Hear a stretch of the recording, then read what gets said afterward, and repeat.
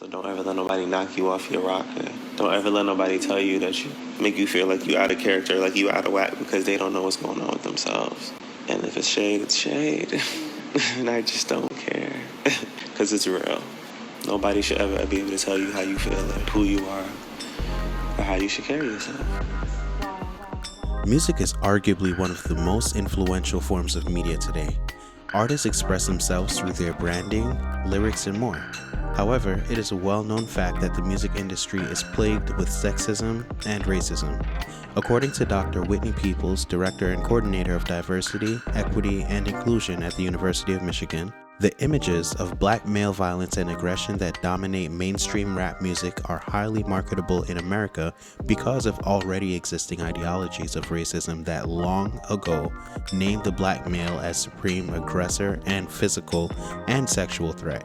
Similarly, the images of sexually available black women that pervade rap music are marketable because of already existing ideologies that designated black women as hypersexual and morally obtuse. This imagery for male and female artists continue to act as a model for success in the music industry. Some artists conform, others give new meaning to those images by changing the messaging behind it, and there are some who bypass it altogether to deliver a unique and genuine image to their fans. The purpose of this documentary is to create a conversation around the experiences of musicians from different walks of life in relation to this topic. There are no right or wrong answers.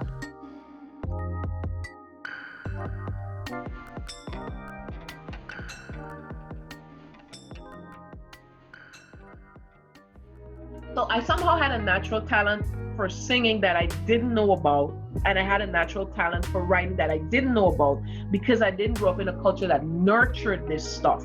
And my dad, my dad took me out of dance school, took me out of theater, and the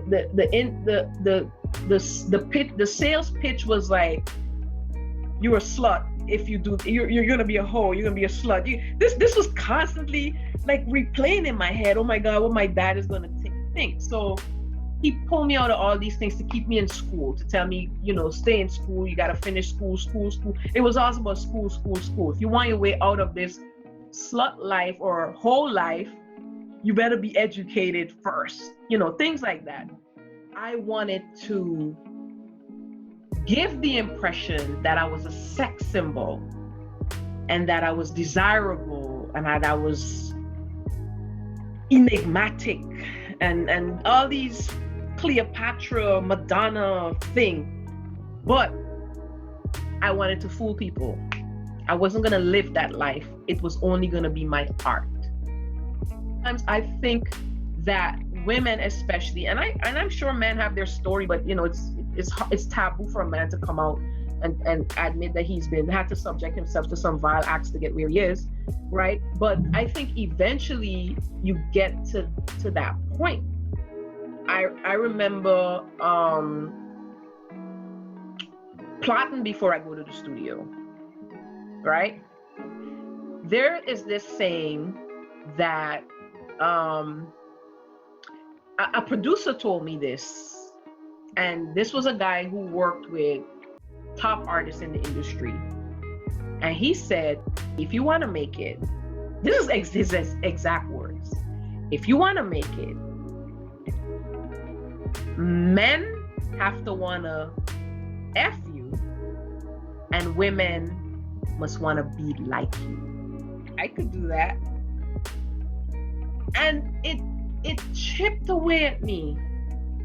It chipped away at my vocals, my ability to create, because I constantly had to portray that I was gonna give it to you and then find a crafty way to hold it back.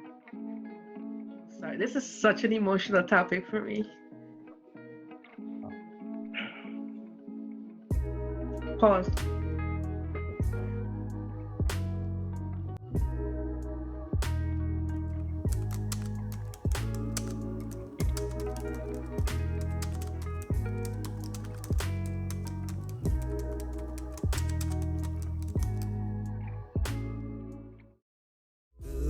Inside you'll see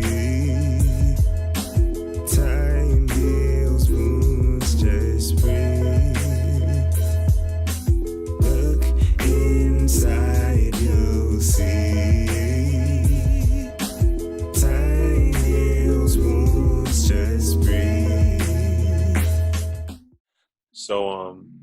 My artist name is BYHAZE, and I'm a singer-songwriter. I like to specialize on making music that centers around like healing and introspection. So I just try to tie that into the work that I do. Because outside of being an artist, I also do like community work and philanthropy. So I try to find my music to be like the spiritual side of the work that I do. Like I feel like I kind of had that inherent idea, like if I'm gonna do this by myself, there has to be some kind of like a purpose behind it. And I got that's an ode to like artists like Kiki Moneh and like Erykah Badu, just seeing how they moved, it kind of opened my eyes to the possibility of just creating art with purpose rather than just creating it for like a monetary gain.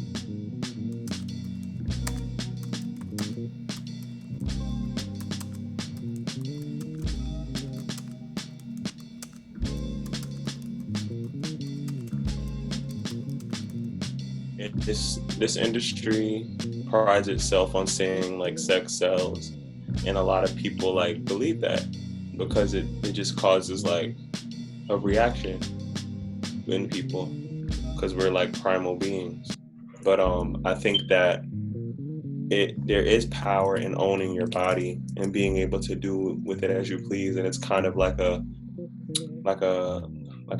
punk rock type of vibe, move to the system, saying F the system, I'm gonna do with my body with it as I please. Because in this society, you know, women's bodies are policed. Like their nipples are blurred, like their boobs are sexualized when those are supposed to be like tools to like give life to the baby. Like, you know, their butts are constantly being scrutinized. Like they can't wear skirts, they can't wear this, their hair, it's always a question.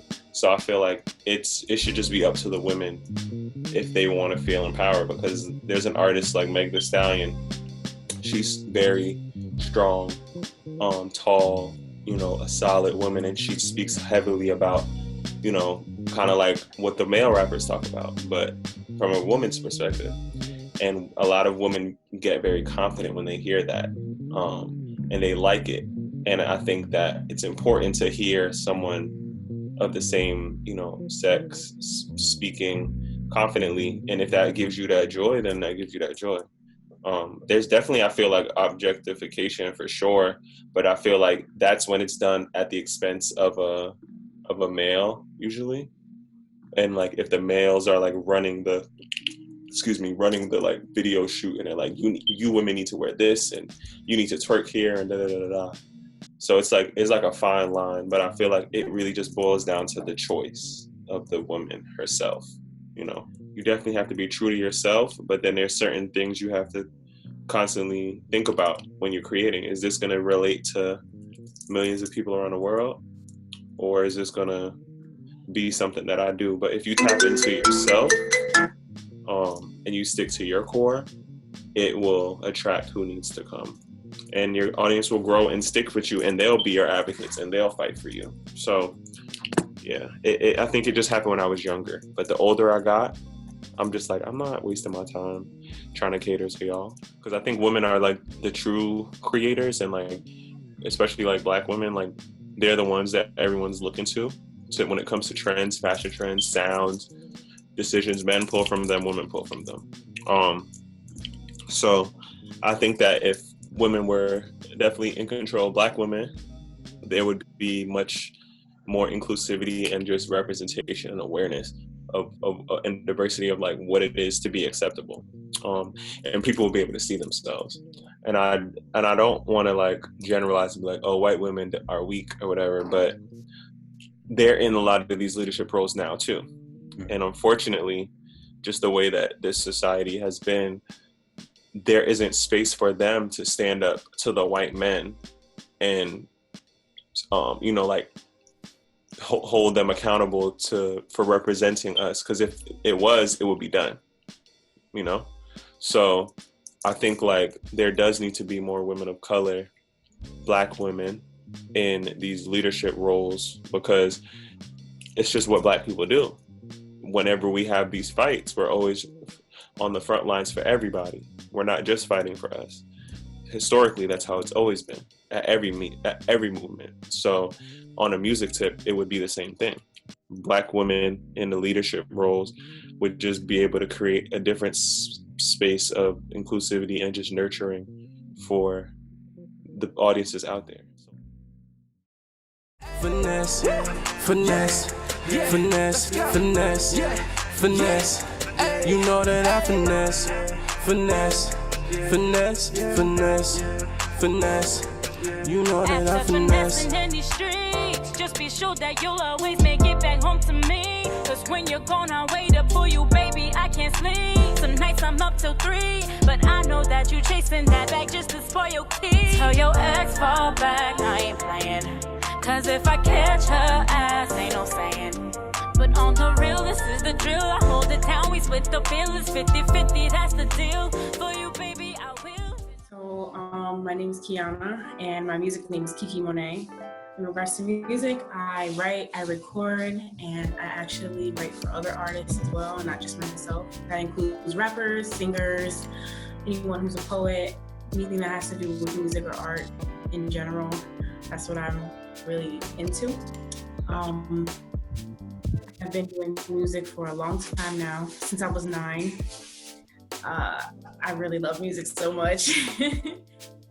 It was actually my first music video I've ever done, and it was a feature with someone, and I sent it to you, but it was a part where I had to wear lingerie, and like till now I used to be like, oh, I don't want to wear lingerie, I have to really wear lingerie, my first music video ever. And they're like, this is what we want for the music video, we told you that, they bought me the clothes and the lingerie and everything, but like, I really didn't want to wear it. So then someone told me, you know what, just wear it. You have to get out of your comfort zone. There's going to be more times where you're going to have to wear lingerie or just something that's more revealing, just to fit the image of what they want for the music video to be, whatever they're thinking. So I was like, okay, let me just do it. So I did it. Definitely. And how did it make you feel after? Do you feel, I guess like you overcame a sort of hurdle? After, yeah, I'm planning another video shoot with lingerie too.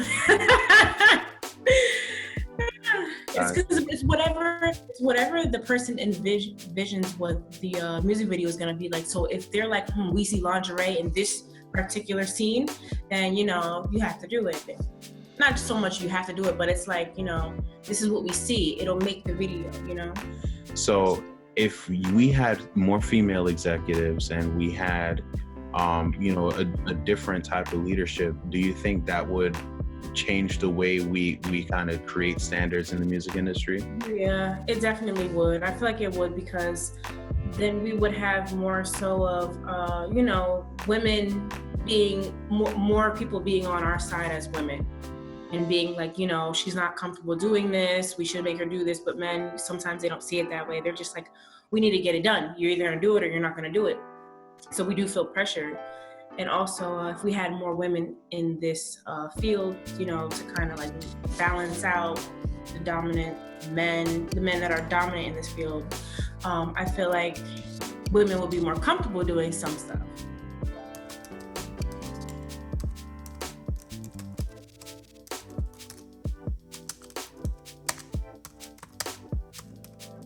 Usually whenever I go into the studio and I know there's a lot of men there, I bring mace, I bring a taser, I bring whatever I need to like protect myself, because you just never know, And there's not a lot of women that record in the studio when I'm there. It's usually just men, or the producer is a man, or his friend comes and he's a man. So yeah, there was one time I was recording, and it was my first time, and the recording studio looked like a trap house. But when you go inside, it's actually a really nice studio. But the parking lot was dark and everything, and sometimes it is scary because you're like, wow, there's just so many men. But I love music so much that I try to block that out. I try to be like, okay, there's a lot of men here, but let me just get straight to work and get what I need to do. I don't wear provocative clothing in a lot of the things I do. When I post, because I have my music profile, but when I post on my music profile, 9 times out of 10, you won't see me in like a lingerie or a lingerie outfit, or like just something that's revealing, because I do want people to just look at the music and think of my lyrics and how good of a talent I have. So I would really want to just stay true to myself and have other people look at that and be like, wow, I want to be like her. She doesn't have to wear all this crazy clothing that reveals her body just to sell her song. She doesn't have to have an album cover with a bra on and like nothing covering herself, you know? I want people to look at that, and I feel like I could change that in a way, because if they look at me, I'm pretty sure they'd be like, I can do it too. She does it. She's so, you know, like LMA does it. LMA, she doesn't really show her body much, and her voice is amazing. People love her music, and they just are looking at her and they're like, she's a pretty face. She can sing, you know? Mm-hmm. That's what I would want to change about everything in the music industry, is that you don't have to show your body in order to be accepted as an artist or to get to the next level. When you lose yourself and you listen to what other people are telling you, and you're just not yourself and stay in your lane that you like to be in, you're gonna quit. You're not gonna want it for yourself. I can't even stress this enough. I'm really, really about my music and about my lyrics and just my creative writing abilities. I really want people to look at me for my music and how I portray myself as an artist in my lyrics. I want them to look at that before they look at anything else, before they look at my appearance or what I'm wearing. So I don't feel like anything will influence me to do that or change me, you know, because I'm very strong-minded.